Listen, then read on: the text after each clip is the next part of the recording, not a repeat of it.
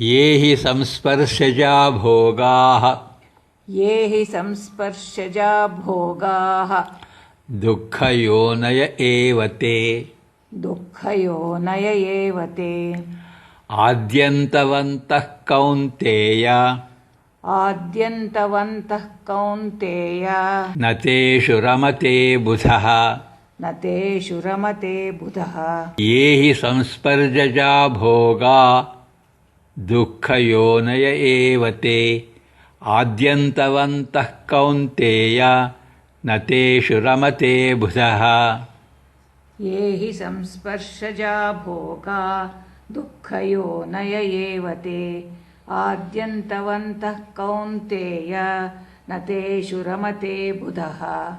Those pleasures arising out of contact with the objects of senses indeed end up in pain and sorrow.